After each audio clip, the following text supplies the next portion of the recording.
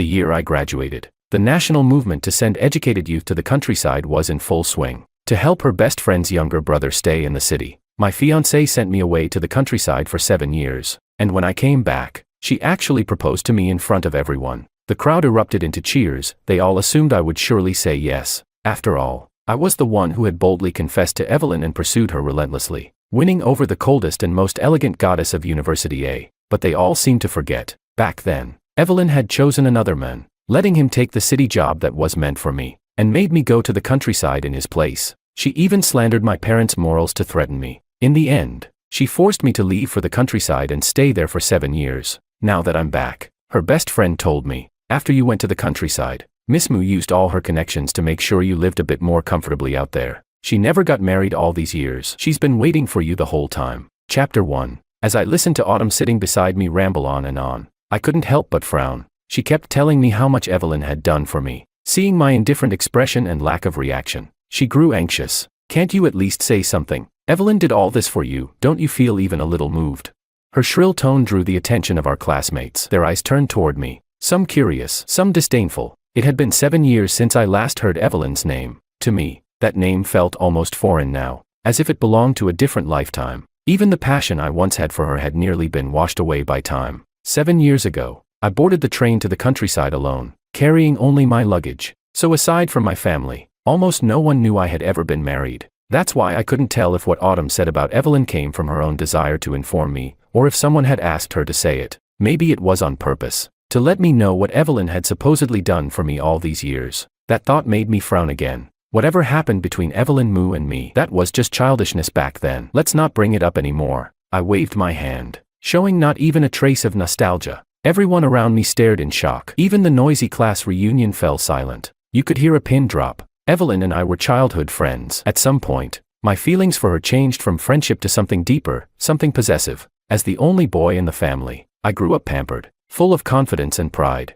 Back then, I believed that as long as I had the courage to chase after what I wanted, I could always get it. So I pursued Evelyn passionately. I invited her to dinner, asked her out to the movies. When her mother fell ill, I even begged my parents to use their connections to find the best doctor for her surgery. While she was caring for her mother, I made sure she had 3 meals a day. Whenever another boy showed interest in her, I'd step in right away and make it clear, this flower was already taken. Even when she dreamed of becoming a teacher, it was my father who helped her get a smoother path into the school system. Eventually, after all my efforts, I won her over. The once cold and distant Miss Moo began to gently remind me to dress warmly, cared for me when I was sick or upset, and comforted me when I needed it. She even tolerated my little moods and occasionally acted cute with me. When people called me shameless or a simp, she'd stand in front of me and defend me with unwavering loyalty. She would take the initiative to invite me to cultural performances during her vacations and proudly introduced me to her friends. I once thought we'd keep walking hand in hand like that forever, until 3 months before another round of countryside assignments,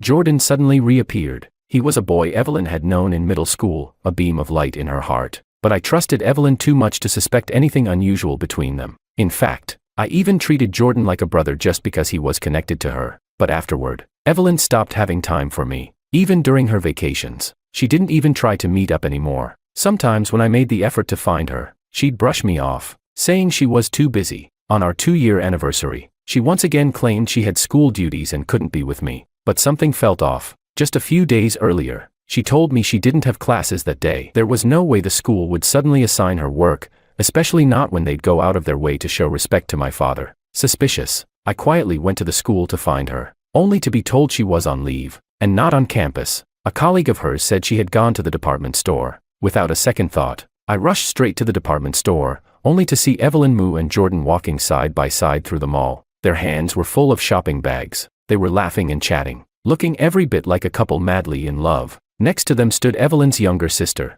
her face glowing with excitement as she looked at Jordan and said, "Jordan, I really think you and my sister are a perfect match. How about I just call you brother-in-law?"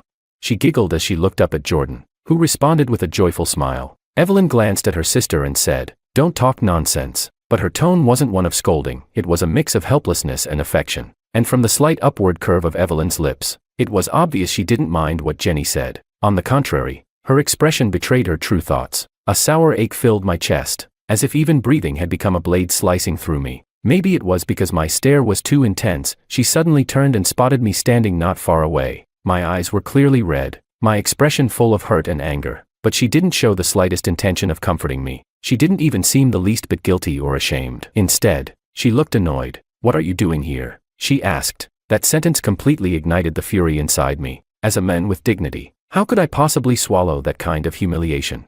I strode right up to Evelyn. "This is the urgent school matter you said you couldn't get away from," I asked, sarcasm dripping from my tone. My attitude clearly irritated her more. She snapped. "Comrade Jordan is a new records administrator. The principal asked me to look after him because we were classmates. I'm here today for official reasons. Can you please get your facts straight before you start interrogating me?" I looked at Evelyn in disbelief. She had always been aloof, but never once did she speak harshly to me, let alone scold me in front of others like this. Realizing her words might have gone too far, Evelyn glanced at me nervously and quickly grabbed my hand to apologize. "Mario, I'm sorry. I spoke too harshly. That's not what I meant." I pulled my hand away, took a deep breath, and tried to calm the fury raging inside me. "Then what did you mean? If you were busy today, you could have just told me." There was no need to lie. I was still angry, but Evelyn reached out again and held my hand tightly in her soft fingers. "I didn't lie to you. I really did come here on a last-minute request from the principal, and also, I wanted to pick out a gift for you, since I haven't had much time for you lately." Her words sent a wave of warmth through me again. It felt like I mattered to her, but then I remembered what Jenny had said earlier, and the bitterness returned. Then why did Jenny call him brother-in-law? I turned my gaze to Jenny. Just moments ago, she had clung to Jordan with a face full of admiration and hope. Now, her expression had turned sour, as if I'd stolen something precious from her. She looked at me with thinly veiled contempt. Evelyn's eyes followed mine to Jenny and she sighed helplessly. "That little brat just says whatever comes to her mind. Of course she knows who her real brother-in-law is. Once I'm done with things here, I'll go home and cook something nice for you, okay?" She was a great cook, just rarely had the time to do it. She was always so busy. At that moment, the anger I still held in my chest was nearly worn away by her soft tone and gentle words. I was just about to nod and forgive her when Jordan jogged over to me in 3 quick strides. "Mario, I'm really sorry," he said. "I just started working at the school, and the principal was worried I wouldn't adapt well. So he asked Evelyn to help me buy a few things. If it really bothers you, I can ask the principal to assign someone else." As he spoke, he lowered his head, his eyes turning red, and even wiped the corners of his eyes. Immediately, Jenny, who had been standing quietly nearby, exploded. "Why do you like bullying people so much? It was bad enough when you bullied my sister, now you're picking on Jordan too. What kind of terrible man are you?"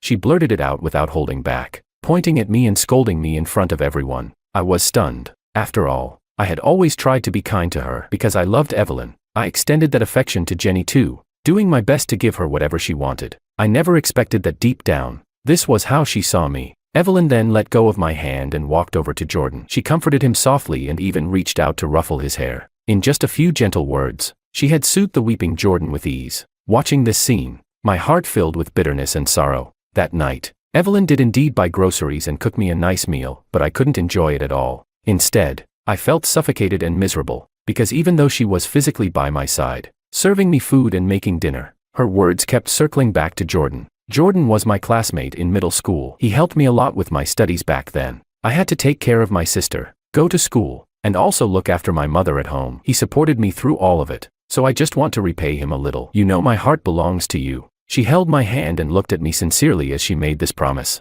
Facing those earnest eyes, my anger slowly melted away. Thinking of all we'd been through, I could only sigh and nod. I decided to let it go. Then Evelyn brought out a small box. Inside was a merit medal. I made a breakthrough in my research. The school applied for this award for me, and I want to use it as a symbol of our love. Today marks our 2-year anniversary. I hope there will be many more to come, and that we'll have a long and beautiful future together. As she spoke, she pushed the medal toward me. My heart warmed. Her words touched me. I finally accepted the medal and said, "Mm." Then I pulled her into my arms and kissed her forehead. The unease and resentment inside me slowly faded with her tenderness, but I never expected that this moment of warmth would be so fleeting. From that day on, she began spending even more time with Jordan. Commuting together was one thing, but now she even took him to the department store on weekends. They moved closely, acted intimately. It was as if they were the real couple. Soon, rumors began spreading in our community compound that Evelyn and I had broken up, that she had dumped me. Before I could even trace the origin of those rumors, Jordan came knocking on my door. He held a plate of dumplings in his hands and wore a gentle smile.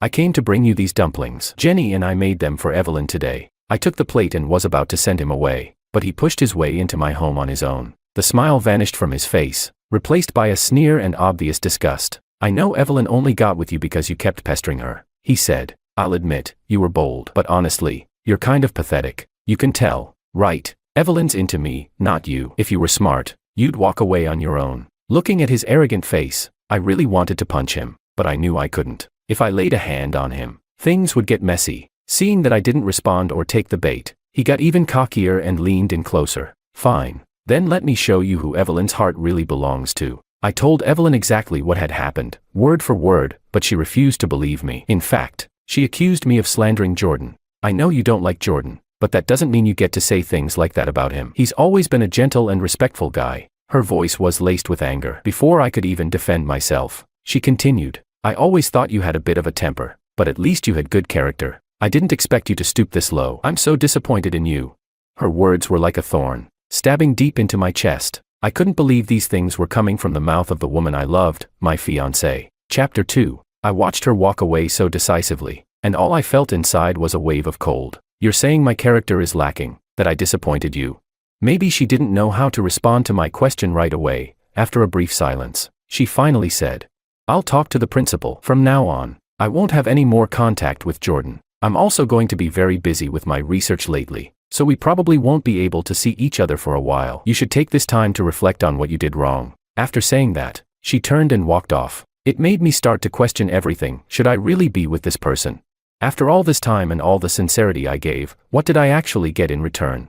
I was furious, so I stopped talking to her. Silent treatment. And sure enough, she was busy. At least, she never showed up in front of me again. Even when I ran into her at the department store a month later, she pretended not to see me at all, like I was a complete stranger. I used to think one of us would eventually give in first, but instead of an apology, what I got was the official notice. I was being sent to the countryside. I had grown up as the treasured only son in my family. I had just graduated, and my parents had already pulled strings to line up a job for me. But when the list of those assigned to rural development came out, my name was on it. I couldn't believe it. So I went straight to Evelyn. She was in charge of registering the names for the countryside assignment. There was no way she didn't know about this. At the time, she was chatting and laughing with Jordan. They looked just like a couple. Standing nearby were a few others. I recognized them as Evelyn's friends, including Autumn. The moment I walked in, all the laughter and joy in the room vanished. The atmosphere froze, as if none of it had ever happened. Evelyn, I need an explanation. I stared at her,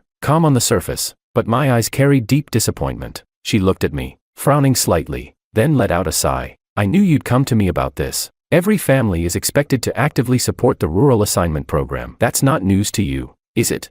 Of course I knew. I nodded. Then you knew I was on the list, right? Why is my name there, but not his? I had seen the assignment list earlier. Jordan's name had been on it, not mine. But now, his name had been crossed off, and mine was there instead. Evelyn pressed her lips together. Before she could speak, Jordan stepped forward. Mario, I already have a job. Obviously I don't need to go to the countryside anymore. You shouldn't be suspecting Evelyn like this. You're her fiancé. Saying things like that will hurt her. His words stabbed into me like a knife. I looked straight at Evelyn, lips trembling, eyes locked on hers. So, is that how it is?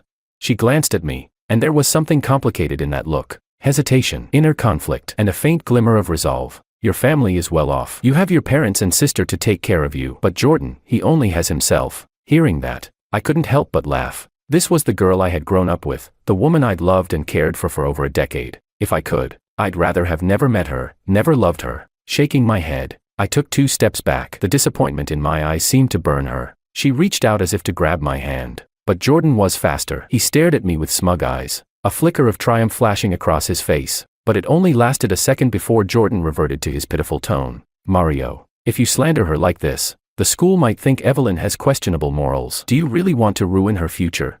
I was just about to speak, but he interrupted again, still acting wronged. I know you want my position. Your father already came to warn me, told me to get lost and stay away from Evelyn. I'll listen. Okay.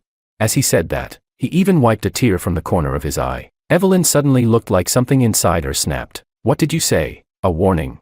Autumn quickly nodded. I did see an assistant from Commander Law's office come talk to Jordan. With her confirmation, Evelyn's expression turned extremely unpleasant. Mario, I can't believe you've become this kind of person.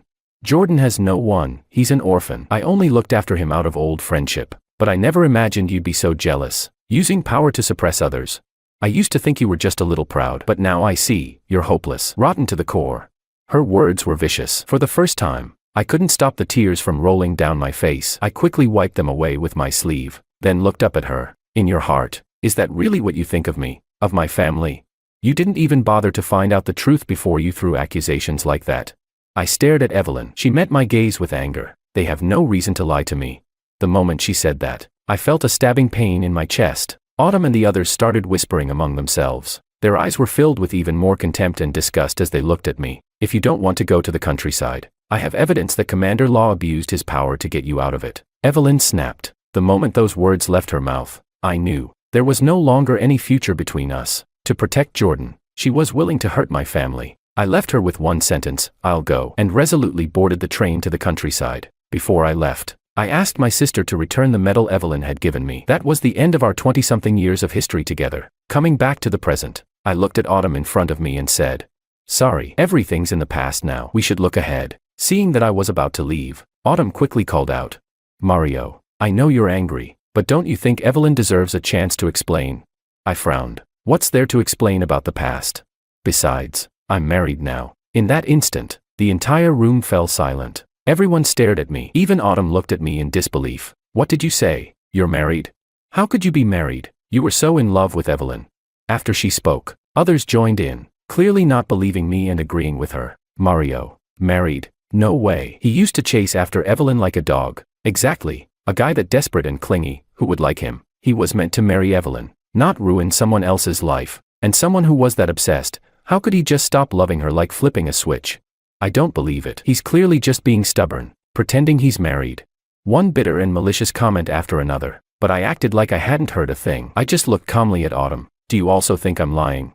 She froze for a second, wanting to say something, but in the end, she just shook her head. To be honest, I probably shouldn't be getting involved in this, but I just feel like Evelyn gave so much for you. The least you could do is see her. No matter how it ends between you two, you should at least have a proper conversation. Her voice softened a lot as she said that, but I could see the disbelief in her eyes. After all, I had once chased after Evelyn with everything I had, willing to give her my entire world, even a man's most basic dignity and pride. But even a love that fervent was ultimately extinguished. As of now, I'm already married. Whether they believed me or not, I knew that even if I explained, they wouldn't believe me anyway. People only want to see what they choose to believe. I remembered I'd promised my daughter I'd be home early to celebrate her birthday, so I had no interest in staying any longer. I stood up, ready to leave, but Autumn blocked my way. You're already here. Can't you wait just a little longer? Evelyn is already on her way. Just as I was about to speak, the door to the private room opened, and Evelyn walked in, slightly out of breath. She was now dressed in a formal professional outfit, with gold-rimmed glasses perched on her nose. Behind the lenses, her already cold eyes seemed even more distant and alluring. She exuded a kind of refined indifference that made people feel they could only admire her from afar. But the moment her eyes landed on me, all that coldness vanished, replaced by a wave of tenderness. She quickly approached, forcing a stiff, awkward smile onto her face, a dry, uncertain smile. Mario, it's been a long time. A faint blush crept onto her cheeks, and her gaze held a quiet hope. I nodded politely in return. Evelyn, long time indeed, but not good. Her smile froze on her face, a flicker of sadness crossed her eyes, and her whole demeanor was enveloped in melancholy. Mario, are you still mad at me? Why are you treating me like a stranger? That's not how it's supposed to be between us, is it? It really hurts me when you act like this. She looked so wounded. In the past, whenever she showed me that face, no matter how angry I was, I'd always end up comforting her. And now, she was trying that trick again. But unfortunately for her, I was no longer the same person I once was. I looked at Evelyn calmly. Miss Moo, we haven't seen each other in 7 years, and frankly, this distance between us is how it should be. What happened back then, I couldn't forgive, and now, I definitely wouldn't forgive. After saying that, I picked up my things and turned to leave. It was getting late. I needed to go home to Ollie. She was still waiting for me to celebrate her birthday with her. I stepped past Evelyn and headed toward the door, but she suddenly grabbed my wrist. Then she dropped to one knee and pulled out a box. Inside was a Medal of Honor and a ring. It was the same medal she had once given me, the one that symbolized our engagement, but I had returned it long ago. After all, when I left, I was beyond heartbroken. Caught off guard for just a moment, I saw her take the ring and try to slip it onto my ring finger. Let's get married, Mario.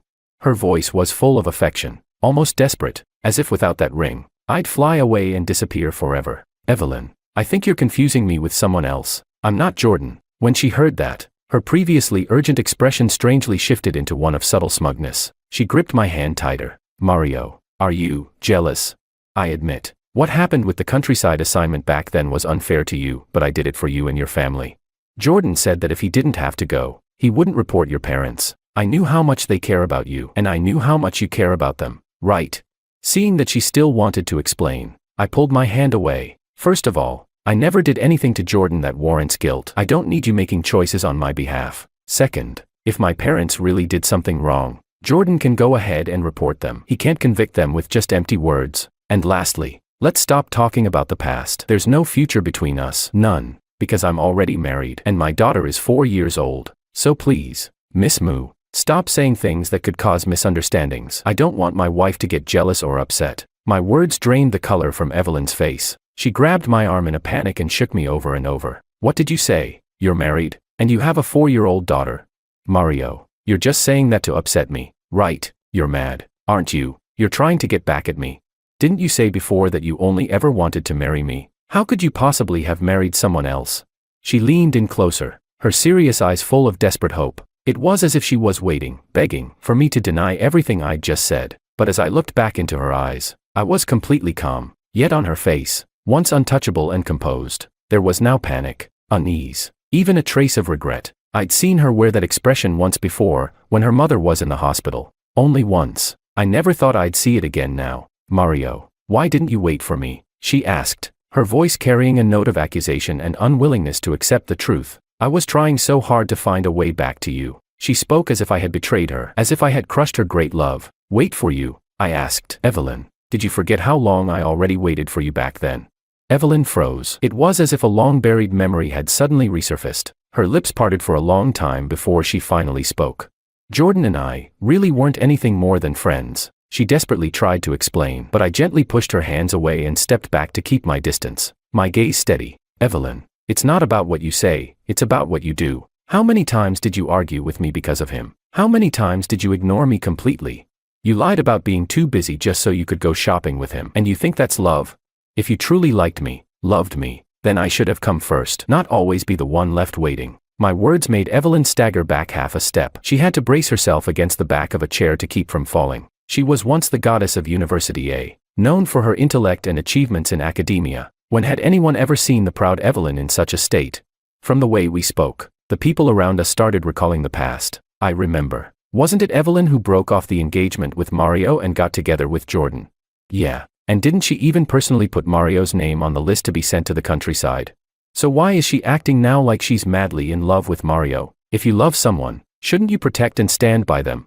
Some people only realize what they've lost after it's gone, but no one will wait forever. Those comments echoed exactly how I used to feel. But now, those words didn't stir me anymore. I simply looked at the pale, stricken Evelyn and said, "Miss Moo, some things are better left unsaid. If there's nothing else, I'll be heading out. My daughter's still waiting for me to celebrate her birthday. You all enjoy yourselves." With that, I turned and walked toward the door, but Evelyn rushed to block my path again. She stared directly into my eyes, but when she met my cold gaze, she instinctively stepped aside. I didn't bother saying anything else and kept walking out the front entrance. Still, Evelyn wouldn't give up. She followed closely behind me, but I paid her no attention and walked all the way to the front gate. Just as I stepped outside, a tiny figure came crashing into my field of vision. Sprinting straight toward me, and with a joyful leap, she threw herself at my legs and hugged them tightly. "Daddy." Chapter 3. Her voice was crisp and tender, full of pure joy and anticipation. I gently took her little hand and squatted down, wrapping her in a warm embrace. "Ollie, did you miss Daddy?" I teased her softly while she curled up in my arms. Then, a graceful silhouette entered my vision. Lillian's beautiful, radiant face lit up with affection the moment she saw me. "Honey." Her figure was perfectly curvy, even more alluring after having our child. She carried herself with elegance and sensuality, and yet, around others, she always wore a distant, untouchable coldness, a kind of danger that said, "Don't come close." But now, she smiled warmly and walked up to me. Reaching out her hand, I gave her mine, and she gently took it, nestling into my arms. "Tired?" Her soft voice pulled me out of my daze, her beauty still enough to catch me off guard. I quickly shook my head. "Not tired." Even after 5 years of marriage, the spark between us still burned like we were newly in love. "Daddy, you can't forget about me just because you saw Mommy." The little one in my arms protested in a babyish, slightly aggrieved voice. Today is Ali's birthday. Daddy has to love me more today. Yes, it's Ali's birthday. So Daddy will love Ali extra today. Let's put Mommy to the side for a bit. Okay. I coaxed Ali gently, but someone clearly wasn't pleased. No way. I should always be first in your heart. Her eyes locked with mine, overflowing with a depth of love that pulled me in again and again. Mommy is bad. She's stealing Daddy from Ali. Ali squirmed in my arms in protest. Lillian chuckled lightly and squeezed my hand. Are you cold? Ali didn't see you at home and insisted on coming to find you. That's why I brought her. The restaurant is booked. I thought it'd be just about time to come pick you up. I nodded with a smile. Yeah, perfect timing. Lillian smiled back and linked her arm through mine, ready to walk to the reserved restaurant. But just as we took 2 steps, a voice, shaky and full of unwillingness, called out from behind. Mario. Evelyn looked frail and worn down. Her eyes were heavy with sadness as she stared at me. Lillian and I turned to look at her together. I frowned slightly. What is it? Miss Moo, is there something else you need? Evelyn's gaze landed on our interlocked hands. Her lips parted, but in the end, she simply shook her head with defeat. Her body swayed, like she might collapse at any moment. I nodded slightly, and Ali, still perched on my shoulder, glanced curiously at Evelyn. Daddy, is that lady sick? She looks like she's gonna fall down. She blinked in innocent concern. I gently pinched her cheek, unsure how to respond. Lillian looked at Ali with a smile in her eyes. Ali, it's your birthday today. Don't you want some cake? Ali, being a child, was instantly distracted. Yes, let's go right now. She bounced excitedly in my arms, eager to get to the restaurant. Mario. Evelyn's voice came again, laced with sorrow and desperation. Her complexion was pale, and grief swirled in her eyes. I felt a flicker of impatience and was about to speak, but someone stepped in front of me. Lillian looked directly at Evelyn. You must be Miss Moo, right? As a teacher, shouldn't you be setting a better example? Calling out to my husband over and over, do you have something truly urgent to say? My daughter is still too young to attend your school. Her words were a reminder. Stop looking at us. We've moved on. But Evelyn's reaction to those few sentences was instant. Anger and jealousy flared in her eyes. So you're Mario's wife? Yes. Lillian tightened her grip on my hand, as if to fuse us into one. Then do you know? Evelyn said with bitterness, that Mario once chased another woman and almost married her. Lillian's face remained calm, not even a crease in her brow, but I knew. She was furious. Beneath her calm and collected surface, a storm was clearly brewing in her heart. I let go of Lillian's hand and placed my arm around her shoulders. Miss Moo, like you said, almost. What was almost back then is now miles away from anything real. Besides, everyone makes mistakes in their youth. Mistaking a toxic woman for someone precious isn't exactly unheard of. But don't rush to claim that title of toxic woman like it's a badge of honor. That said, I should still thank you. If it weren't for you, I wouldn't have gone to the countryside. I wouldn't have met my wife. Because of you, I now have a happy marriage and a woman who looks at me like I'm her whole world. So I'd advise you not to try and mess with what I have with my wife, because nothing, not even you, can come between us. I could brush off everything she did to me before, but I would never allow her to interfere with my family. For the people I love, I wouldn't hesitate to fight back. Evelyn stared at me in disbelief, unable to accept what she was hearing. Toxic? Is that really what you think I am? Yes, and if I had a choice, I'd rather we had no connection at all. With that, I gently tugged Lillian's arm. She understood. I wanted to leave, so she linked arms with me and confidently led the way to the car. She turned to me and asked softly, was everything you said just now the truth? Of course it was, I replied. What happened between Evelyn and me is long over. The only people I love now are you and Ali. We celebrated Ali's birthday afterward. The joy and warmth surrounded us like a bubble. It felt like we'd returned to the beginning, untouched, whole, as if everything with Evelyn had never happened. I thought I'd never see her again, but to my surprise, the moment I returned to my parents' house, there she was, standing at the gate. She looked far more worn than before. The arrogance she used to carry was gone. In its place was a kind of defeated weariness. I didn't expect her to ambush me like this, and a wave of impatience surged in my chest. Evelyn, what do you want now? That last encounter had left Lillian clingier than ever. She'd tortured me half the night afterward, nearly drained me dry. Now, every time I saw Evelyn, it was like seeing a damn plague. Honestly, I wanted nothing to do with her, but I knew if I didn't deal with this, she'd just keep showing up, invading every corner of my life. Mario, just give me a chance to talk properly with you, please? Her voice trembled with pleading. There's nothing for us to talk about. I shook my head, but she still didn't give up. I know. I was wrong back then. I shouldn't have doubted you because of Jordan. I shouldn't have crossed out his name and sent you to suffer in his place. I cut her off before she could finish. The past is the past. There's no need to keep digging it up. We should be looking forward, not drowning in what's already over. The disgust and impatience on my face didn't go unnoticed. She saw it, realized I truly didn't care anymore, and panic spread across her expression. Mario, I'm truly sorry. Back then I was just angry. I couldn't believe you would actually do something like that. Jordan was my classmate. He was well-behaved, smart, and all alone. I just instinctively leaned toward him. I know it was my fault. Her words made me laugh coldly. Evelyn, you say he was your classmate, smart and moral, but what about me? I grew up with you. I treated you well, didn't I? Maybe I was a little spoiled, a little stubborn, but I never did anything dishonorable. So why was his word trustworthy, but mine wasn't? In the end, it's simple. You wanted to believe him. You chose not to believe me. Or maybe, the truth is, by that point, your heart had already tilted toward him. When she heard what I said, Evelyn scrambled to explain. No, it's not like that. I really just saw him as a classmate and wanted to help him out. I've been waiting for you to come back all these years. I've always hoped we could be together again. Mario, in this lifetime. I only want to be with you. I know I made mistakes in the past, but please, I'm begging you, give me a chance to make it right. She was practically pleading, but all I felt was exasperation. Evelyn, is that all you wanted to say? My words stunned her. For a moment, she didn't know how to respond, but seeing the calm and indifferent look on my face, she suddenly grew uneasy. Mario, do you really think none of this matters? For 7 years, I've been thinking about how to bring you back. I've thought of you constantly. I've waited. She looked into my eyes like she was searching for some trace of softness, but I could only shake my head. Evelyn, you were the one who allowed Jordan to cross boundaries. My words left her visibly shaken, her eyes flickering with guilt. I gave a cold laugh. Let's be honest, Jenny's attitude toward Jordan came from you, didn't it? Without your silent approval, how would she have dared to call him brother-in-law right in front of you?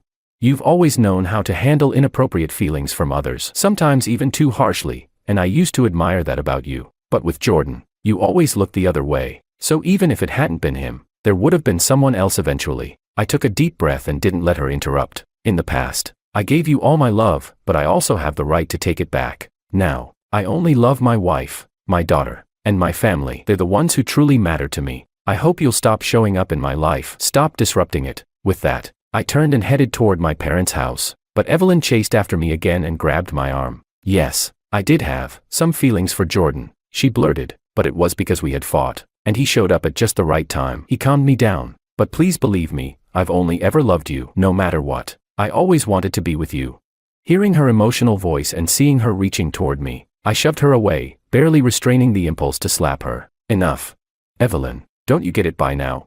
I'm a man. I have my pride. Even if nothing happened between you and Jordan, I still wouldn't take you back. I have a family now. I have someone I love. And you will never be the person I want to choose. She froze at my words, utterly stunned. I had no interest in dragging this out any further. I picked up my things and walked into my parents' house. I could feel her eyes burning into my back the whole time, but I didn't look back, because I knew she was once the burning crush of my youth. But that was all in the past. In fact, I couldn't even remember why I had liked her, why I ever wanted to be with her. Whatever it was between us, it was over, long ago. When I left my parents' place, she was nowhere to be seen. I let out a long breath of relief, but when Lillian came home later, she glared at me with a face full of righteous fury. What's wrong, Miss Lillian? Why that look? I asked playfully, wrapping an arm around her waist and gazing deep into her eyes. She finally couldn't hold it in. When were you planning to tell me Evelyn came looking for you again today?